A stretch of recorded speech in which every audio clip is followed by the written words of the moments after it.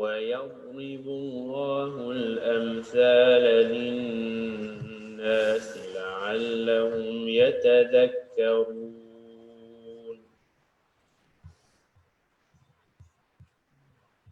ويضرب الله الأمثال للناس لعلهم يتذكرون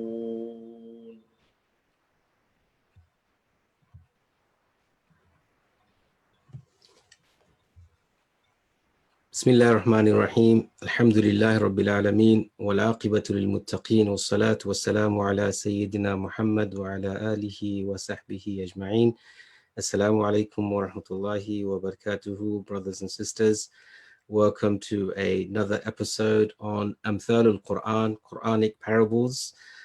We are continuing with our daily parables throughout this month of Ramadan. We've had some technical problems last night, so we couldn't actually go live, but inshallah ta'ala today, hopefully it will go smoothly.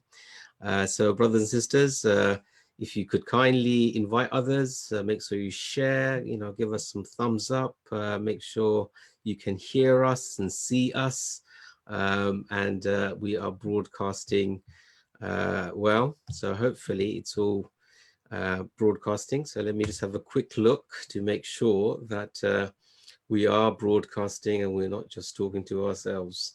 So I'll just have a quick look on our Facebook page to make sure it's all good. Alhamdulillah, we have a couple of people already joined us. Muzammil Hussein says Assalamu alaikum wa alaikum salam. Muhammad Nahin said Assalamu alaikum wa alaikum salam. So we've got some viewers, mashallah. So brothers, share and like and give us some thumbs up, give us some love so that we know it's all good. We have our usual guest, Ustad Saf. Assalamu alaikum wa rahmatullah. How are you doing, Saf? Alaikum salam, Ustad. How are you doing this evening? Alhamdulillah, alhamdulillah, bi khair.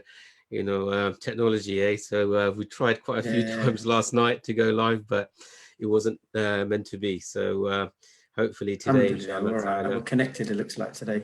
Yeah, it looks like it's connected today. It looks like Facebook is playing ball today, so alhamdulillah, which is good.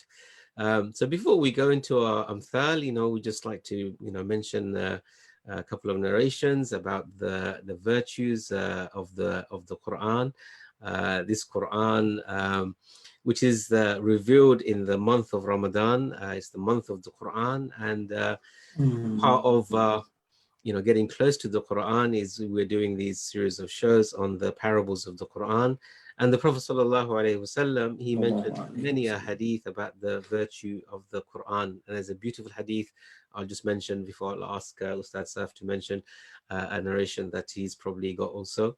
The Prophet ﷺ says, وَفَضْلُ كَلَامِ اللَّهِ عَلَى سَائِرِ الْكَلَامِ كَفَضْلِ اللَّهِ عَلَى خَلْقِهِ. The superiority of the speech of Allah compared to all other speech is like the superiority of Allah over his creation. Subhanallah. What a beautiful hadith telling us about the virtue of this of the speech of Allah subhanahu wa ta'ala, kalamullah. So Ustad Saf, you do have a beautiful reminder for us, hadith. Yeah, I've got one hadith. Bismillah wa salatu wa salamu ala rasulillah wa ala alihi wa sahbihi man wala. So this is sort of has lots of variations, but this one is in the Ihya of Imam al-Ghazali, and it's from Sa'id bin Sulaym عن النبي صلى الله عليه وسلم. He said, ما من شفيع أفضل منزلة عند الله يوم القيامة من القرآن لا نبي ولا ملك ولا غيره.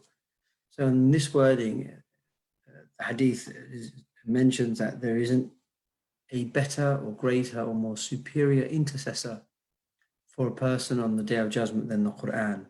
It's more superior than a prophet or an angel or anything else besides them. So this Quran, it's a living document. It's going to intercede for those who recognize the Quran. So we want to be acquainted with the Quran, be familiar with it, be close to it. And inshallah, if these amthal, our sessions, help us as well as our viewers, to come that bit closer, inshallah, Inshallah. That would be enormous benefit, wouldn't it? Absolutely. Barakallah feek. So, brothers and sisters, again, welcome to another episode of Quranic Parables. Let us dive into the next parable, inshallah. So let me just bring it up on the slide, and then we can go into it in a moment. Right, so we have this parable from Surah Al-Hadid, Surah number 57, and it's a beautiful parable. And let us listen to a wonderful recitation again, and then we'll dive straight in. اعلموا أنما الحياة الدنيا لعب ولهو وزينة وتفاخر بينكم وتكاثر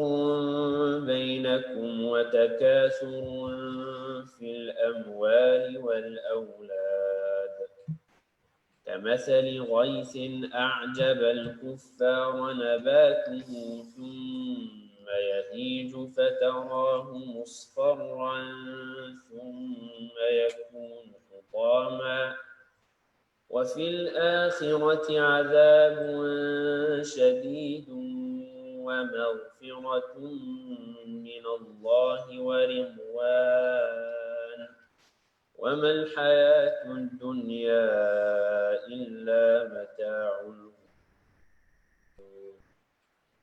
Sadaqallahu al-Azim. What a beautiful recitation. Alhamdulillah. So the translation of this verse is as follows: bear in mind that the present life is just a game, a diversion, an attraction, a cause of boasting among you, a rivalry in wealth and children. And it is like plants that spring up after the rain. Their growth at first delights the sowers, but when you see them wither away, turn yellow, and become stubble, there is a terrible punishment in the next life, as well as forgiveness and approval from God. The life of this world is only an illusory pleasure. So this is a beautiful parable about the reality of this worldly life. So let us, inshallah ta'ala, go to the next slide, and then, as usual, we will just do a breakdown of this parable. So, Ustad, can you see the imageries that I've pulled up? Yeah, definitely. So on the bottom, you have a house, you've got some loads of cash, and you've got a beautiful car, compared to a dying, withered away plant. So hopefully, visually, the contrast is there for us to leverage as we go through this particular amthal. So let's go through the components, and then inshallah we'll go into some of the benefits of this verse. Yeah. So obviously, with our summary first that we begin with, that the meaning of this parable is that the life of this world is like plants sprouting, delighting the onlookers for a little while, because of its bloomage and greenage and things like that, and because of there's a lot of rain, but then it becomes wild and lifeless as if nothing was there. So that's the point. For a short while, it glimmers and glitters, then it's gone. So that's the sort of summary of the method, the parable. So let's sort of break it down. By now, our viewers will know the mushabbah bihi. Yeah. So the mushabbah here is the life of this world. Innama al-hayatu dunya. So Ustad has just underlined the lichen, the mushabbah, in purple. And what is it compared to? What is it likened to? It's likened كمثل غيث أعجب الكفار نباته ثم يهيج فتراه مصفرا ثم يكون حطاما. So what is it compared to? It's compared to like withered plants after short growth, where it looks, in bloomage and looks, green, looks full of life, but then it just dies. And that's, as you can see, Ustad's plant pot picture there captures that quite vividly. So the mushabbah bihi, the world of this life, the life of this world is compared to withering plants after a short burst of growth. And the simile particle there, so is highlighted in green. If you can see the ka, كمثل غيث أعجب الكفار. So that's the simile particle, the adat tashbih. And then the simile feature, of course, is that, lack of permanence, impermanence, that which doesn't last, that which is it deludes you for a little while. It kind of it's illusory. It gives you the impression that there's life, and then before you know it, it's gone. So these are some of the sort of underlying qualities that bring the two together: the mushabbah, this life, the life of this world, and the mushabbah bihi, the withering plant. So let's go into some of the meanings of the words, as you can see there. But there's one word before there it's worth mentioning, is i'lamu. Allah says in the ayah, i'lamu. Now, often it's translated as, bear in mind, know. But if you look at what the Mufassirun say, the i'lamu here is like Allah commanding us to know something, give our utmost effort to know something and the reality of that thing properly.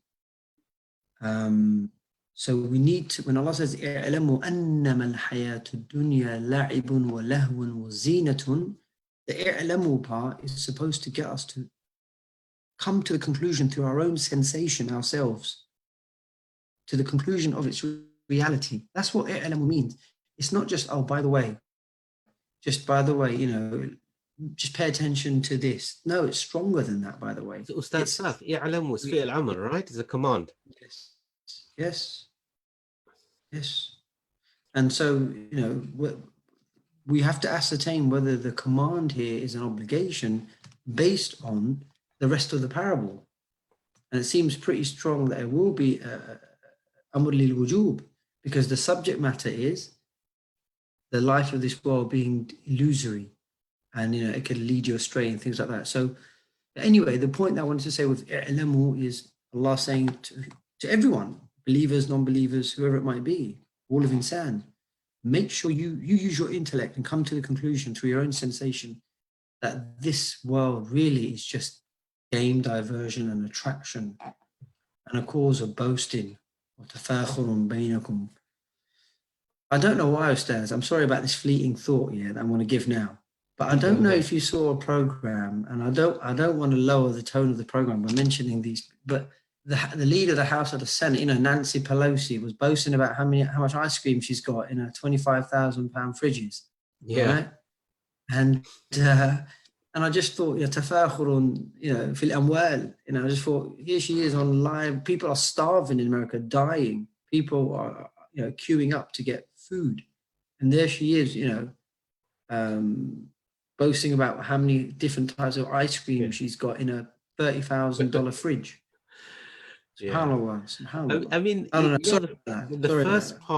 first part of this verse, I mean, was looking at some of the commentaries, whether it's like Ibn Ashur or Imam al-Biqai or others, what they mention is that, Allah subhanahu wa ta'ala, by and large, he summarizes the reality of the worldly life that most people will experience. And if I just mention, some of those points, so for example, here Allah subhanahu wa ta'ala mentions, annama al-hayatu dunya la'ibun, the issue of it's just a game, and the Mufassirin, they mention la'ibun, generally in the early stages of life, what do children do? Infants and little kids, what they do is that they actually just, they are playing all the time. Yeah, they're just enjoying themselves, playing with their toys, playing games amongst each other, right? So that's the first part of life in terms of the stage. The second, the issue of lahun, the issue of distraction. So early teenagers, you know, if you look at their lives and generally, that they are constantly busy with being distracted, you know.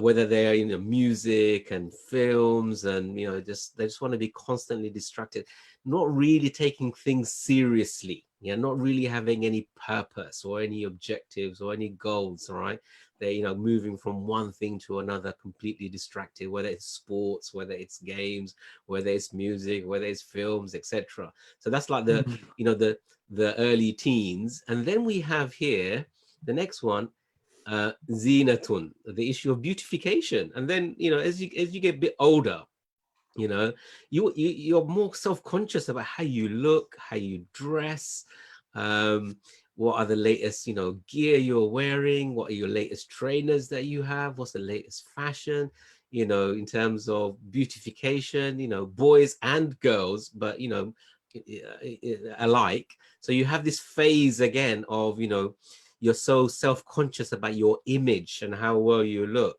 right? So that's another phase in terms of life. And then the next one is the tafakhurum bainakum. You know, this is, you know, boasting amongst each other. So this is maybe, you know, you got older, you're in your 20s, you know, you got a degree, you know, you got a job, you're kind of saying, I've got a first, or I've got a job in a bank, or I'm a doctor.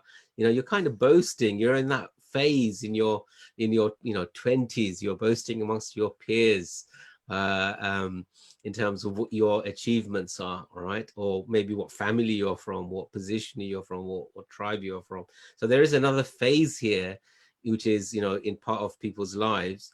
And the final part, which is here, we've got here this وَتَكَاثُرٌ فِي أَمْوَالٍ وَأَوْلَادٍ. The scholars mentioned this is like, you know, the later stages of life. You're maybe in your 40s and your 50s. At that stage, you're married, you know, you've got a secure job, you've got businesses, you've got kids, you've got grandkids. At that stage, you're kind of like, you know, competing with others and saying, you know, I've got 5 kids, or I've got, you know, 10 grandchildren, or I've got 3 houses, or I've got, you know, I've got a property offshore, right? I've got a holiday home. So Allah subhanahu wa ta'ala beautifully in this ayah, he's depicting the life of the people at large at different stages of their life, from childhood all the way to when they are, you know, in their 40s, 50s, when they are older. So there's this, you can see this, you know, there's this tartib, there's a nice tartib in the ayah itself about different stages of life. Definitely. Yeah. And that's all the dunya is, Allah saying. And if that is all we take the dunya to be for us, well, it might be good for a little while, Allah saying, but soon you're going to see that these are hollow things. To just think that this is what life is just about. You see. So definitely beautiful sequence there of our different stages of how the dunya relates to us. Absolutely. So in terms of the actual comparison, the comparison is interesting here. You already kind of mentioned certain points, which is, you know, compared with, you know, مثل غيث أعجب الكفار نباته, compared with a rain that actually, you know, causes a plentiful rain. Remember, plentiful, it's not just it's a plentiful rain, isn't it?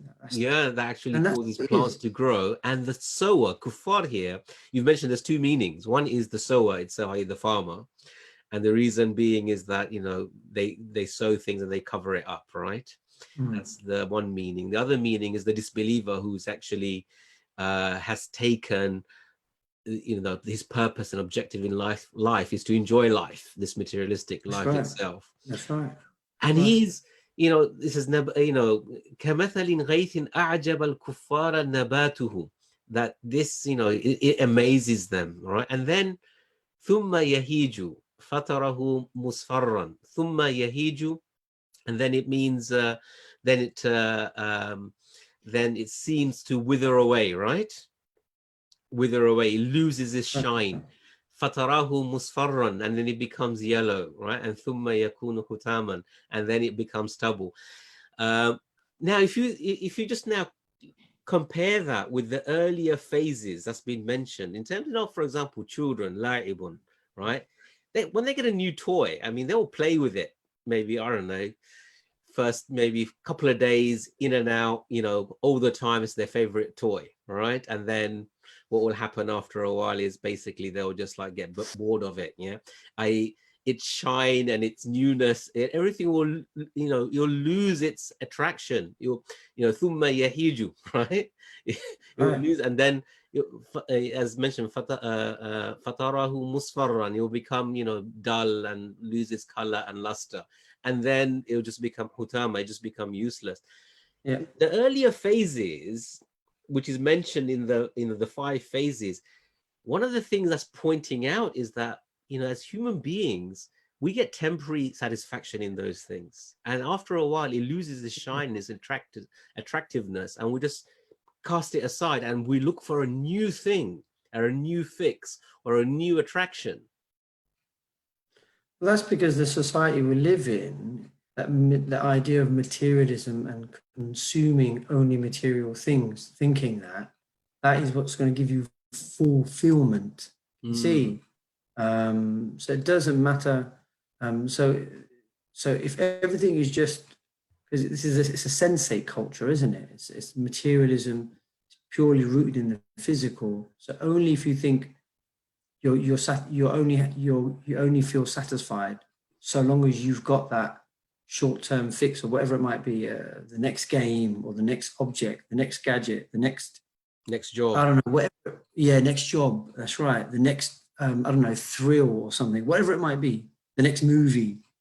And Western society, if you think about the culture of consumerism, this, you know, when Allah subhanahu wa ta'ala is describing this la'ibun wa lahun wa zinatun wa tafakhurun bainakum wa takathurun fil amwali wa awlad, you know, if we just think about Western, you know, capitalist way of life, which is life based upon consumerism, you know, it's you produce and you consume, you know, so you're working to buy the next new thing, right? And when you bought the new thing, you lose its shine, then you work for the new thing itself. I mean, take for example, I was, subhanallah, you know, when I was preparing for this, I opened my drawer in my office, right? You've been to my office, haven't you? And I've got this massive desk, right? And I opened this drawer and I found, you know, subhanallah, about 5 old mobile phones. 5, yeah, old mobile phones. And I looked at that at one point. I thought, at one point, each of those phones, I was in like, wow, I was wowed by that phone, yeah? I was like, wow, can it do? And I was like, you know, probably can take pictures and record. And I was really enamored by them. And then, and I just opened it. Look at those 5 phones, you know, what's happened to them? ثُمَّ يَكُونُ حُتَامًا. Become door stoppers now. Yeah. They are door stoppers, right? They are absolute door stoppers. I can't even probably pay anyone to take them off me. That's right. Yeah. That's right. So what's happened is like, you know, as the verse mentions, you know, at the end, ثُمَّ يَكُونُ حُتَامًا just becomes, you know, rubbish, right? That's right. And that's the reality. It's beautiful because Allah doesn't deny the fact that it has a shine. It has a short-term shine. Allah doesn't deny it. He says, isn't it? It has bloomage for a little while though. It's gone. Yeah, absolutely. Because you know, you know, it's gone after a while. You know, you see, you know, it says, and what's interesting while it's there, it astounds you. Yeah. What's interesting in the verse, there is an iltifat. If you notice, thumma yahiju, right, which is in the third person, fatarahu musfarran, which is in the second person, and you see it become yellow, right? So here it's like Allah subhanahu wa ta'ala is, you know, drawing us into the actual conversation from the third person to the second person to say, look, think about this yourself in your own life, right? And for me, it was the case of these like 5 old mobile phones, yeah, just gaining, you know, dust, yeah. There was another point which was made, interesting point that was made by one of the Mufassirin, who compared the life of a human being to that of, you know, of the plant itself, in the sense that when the plant is young, it's got vigor, it's got vitality, right? And it grows, and then it's in full blossom and it shines in its adulthood. And then what happens? It withers away. We lose our own physical, mental strengths, and we become old, and therefore we're going to end up dying itself. So one of the observations that was made is that, you know, there is this another comparison about human life compared to that one of the plant itself, that it is temporary, it is short, it's going to come to an end. So that was another beautiful point that was made. SubhanAllah. Yeah, no, this is why parables are so powerful, you know, just so visual. Yeah, so SubhanAllah, SubhanAllah. Okay, let's look at some further lessons, inshallah. Let me just share the screen, and we have to talk about the last part of the verse anyway, so let me just bring it up. There we go. Let's go to the there's a point that you mentioned here of antithesis, right? And maybe we should talk about this. Students. Yeah, so وَفِي الْآخِرَةِ عَذَابٌ شَدِيدٌ وَمَغْفِرَةٌ مِنَ اللَّهِ وَرِضْوَانٌ. Do you want to just comment on that? So tibaq is known as antithesis, where two opposing or contrary words are mentioned alongside each other to make a contrast. So when Allah talks about here, he mentions punishment, and then so adab shadid wa maghfirah min Allah wa ridwan. So maghfirah and adab are contraries, isn't it? So punishment and forgiveness are contraries. It's known as tibaq in balagha, in rhetoric. So two contrary terms mentioned side by side to contrast the believer from the disbeliever in this particular case. And just some points on the last part of the verse. You know, first of all, وَفِي الْآخِرَةِ عَذَابٌ شَدِيدٌ وَمَغْفِرَةٌ مِنَ اللَّهِ وَرِضْوَانٌ. So again, there is a contrast, because what's been mentioned is in the beginning, you know, أَنَّمَا الْحَيَاةُ الدُّنْيَا. So now the dunya is now being contrasted with the akhirah. وَفِي الْآخِرَةِ عَذَابٌ شَدِيدٌ وَمَغْفِرَةٌ مِنَ اللَّهِ وَرِضْوَانٌ. So that's an interesting comparison as well, that in the life of the hereafter, عَذَابٌ شَدِيدٌ, a severe punishment. And this is obviously a warning for those who have taken the worldly life as their main purpose in life. That is a warning against them, to say, you know, although these things, you know, enjoyment and wealth and, you know, and children, you know, in Islam, they are jaiz, they are permitted, etc., but they're not the ultimate goal. And then Allah is mentioning here that in the hereafter, it's either there's punishment for those people who have taken this worldly life as their ultimate goal, or those who have not taken this worldly life as their ultimate goal, but the ultimate goal is the hereafter and the pleasure of Allah. وَمَغْفِرَةٌ مِنَ اللَّهِ وَرِضْوَانٌ, and a good pleasure or forgiveness from Allah and good pleasure. There's some interesting... And that's the maqsad that you want. That's the maqsad from life, though, isn't it? You want Allah's pleasure. Absolutely. His pardon, that's the point. Imam Malusi, in Ruh al-Ma'ani, he mentioned something interesting about the last bit. He said, وَفِي مُقَابَلَةِ الْعَذَابِ الشَّدِيدِ بِشَيْئَيْنِ إشارة إلى غلبة الرحمة وأنه من باب لن يغلب عسر يسرين. So the last part is that, you know, وَفِي الْآخِرَةِ عَذَابٌ شَدِيدٌ. So in the hereafter, Allah mentions severe punishment.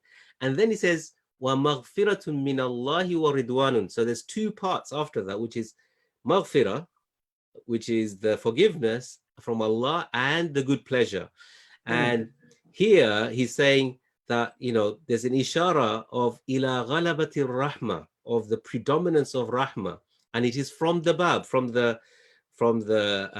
this is a hadith effective, lan yaghliba usrun yusrain, that a one, you know, difficulty does not trump two ease. That's right.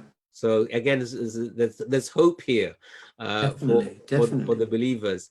And then he mentioned about the issue of وما الحياة الدنيا إلا متاع الغرور. He brings a quote from Sa'id ibn Jubair regarding dunya. He says, "Ad-dunya mata'ul ghurur." The dunya is deceptive enjoyment. In al-hatka an talab al-akhirati, if it diverts you from seeking the akhirah. فإما إذا دعتك إلى طلب رضوان الله تعالى وطلب الآخرة فنعم المتاع ونعم الوسيلة. As for if it, motivates you to seek the pleasure of Allah subhanahu wa ta'ala and to seek the akhirah, فَنِعْمَ الْمَتَاعُ, then it is a wonderful blessing, it's a wonderful enjoyment. And وَنِعْمَ الْوَسِيلَةِ, and then it is a great means. Here, I think is a very important point, which is the point of the difference between the believer and the disbeliever regarding the worldly life. That for the disbeliever, the worldly life is the end. It is the ultimate goal. It is the purpose of life, all right? It is why they are here, to enjoy this life. As for the believers, the worldly life is a means to gain the pleasure of Allah subhanahu wa ta'ala. Means that, we as Muslims, yes, we seek the wealth, we have children, but all of that is done with the objective of pleasing Allah subhanahu wa ta'ala by following his sharia. And Allah has mentioned in various verses in the Quran, وَلَا تَنْسَى, what's the verse? Do not forget your portion of the world. So here, in terms of this idea of zuhud, I think it's an important idea of what does it mean to be a zahid or a believer. It's probably worthwhile just exploring that, because otherwise you get this extreme that we are Muslims and therefore we are anti-dunya, we have nothing to do with the dunya, we just lock ourselves in the masjids or go to some mountains and shy away from life's affairs and worldly affairs. You got that kind of extreme, this notion of monasticism, or you got the other extreme that you're completely materialistic. Zuhud is the solution to the issue of how to deal with the worldly life and the hereafter. So what are your thoughts on that, Mr. Saf?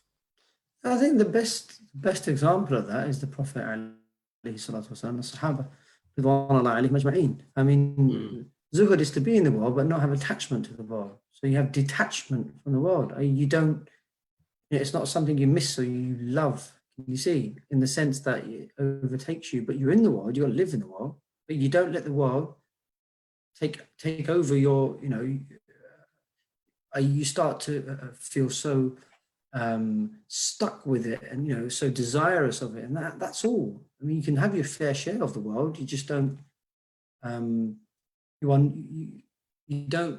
of the world, but you don't become like worldly in that sense. Can you see? You don't have an attachment to the world. So zuhud really is just detachment from love of the world. That's what it is.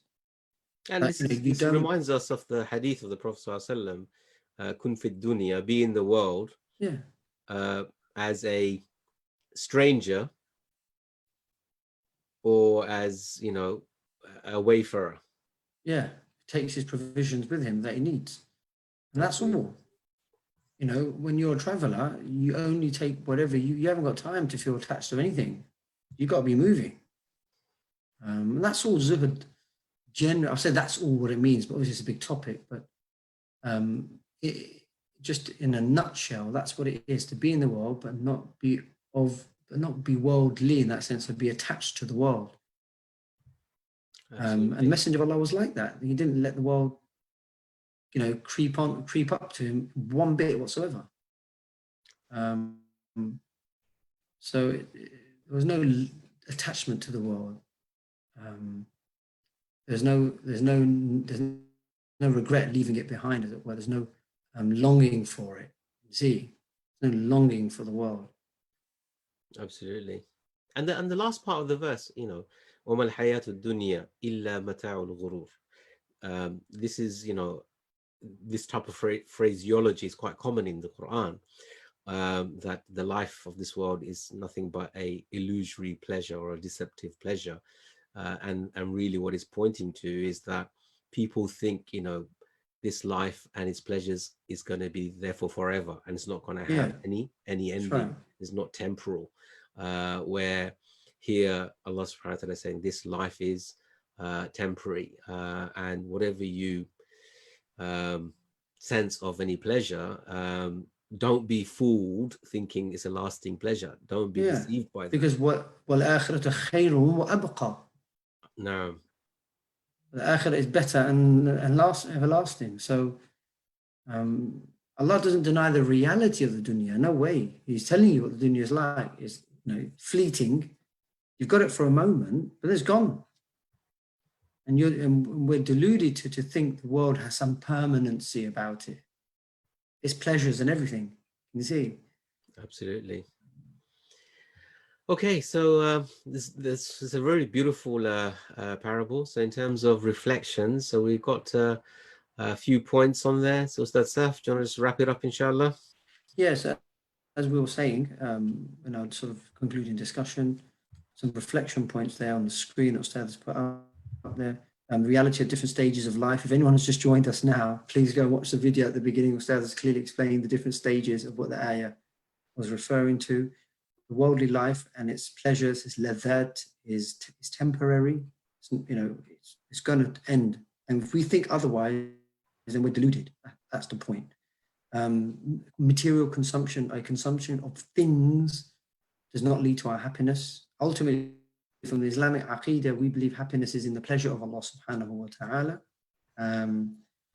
So, yeah, it's very important that wealth, like our money, our property, these are just means, but they're not the actual goals in themselves. And the lasting and everlasting life is in the hereafter. It's not this life. And what is interesting, the subsequent verse is where Allah subhanahu wa ta'ala says, سابقوا إلى مغفرة من ربكم وجنات عرضها كأرض السماء والأرض أعدت للذين آمنوا بالله ورسله ذلك فضل الله يؤتيه من يشاء والله ذو الفضل العظيم.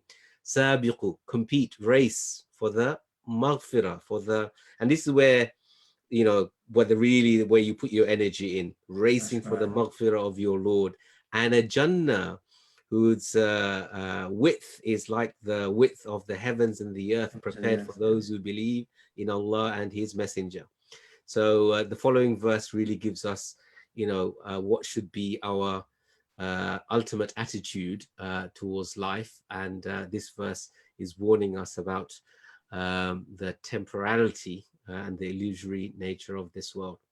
So, brothers and sisters, I hope you found this particular amthal very beneficial. It's a wonderful example that Allah subhanahu wa ta'ala has given us about the reality of the worldly life, and in comparison to the life to come in the hereafter, where we are seeking maghfirat min Allahi wa ridwan, you know, His forgiveness and His good pleasure. So barakallah feek for joining us tonight, and then let me just tell you what's coming up next. So tomorrow night, inshallah, we will be covering this particular amthal, mountain torn asunder. So this is a amthal from Surah Al-Hashr 59 verse 21. لو أنزلنا هذا القرآن على جبل لرأيته خاشعا متصدعا من خشية الله وتلك الأمثال نضربوها للناس لعلهم يتفكرون. If we had sent this Quran down to a mountain, you, Prophet, would have seen it humbled and split apart in its awe of Allah. We offer people such illustration so that we may reflect. So this is a very beautiful amthal, about the value and the importance of the Quran. So I'm really looking forward to this one, Ustaz Saf. Inshallah, me likewise. Huh? Likewise. Yeah, barakallah feek. Even Okay, brothers and sisters, Jazakallah khair for joining, and we will hope to see you tomorrow night. And from me, Assalamu alaikum wa rahmatullah, Ustaz Saf. From me, Assalamu alaikum wa rahmatullahi wa barakatuh. Wa alaikum assalam wa rahmatullah.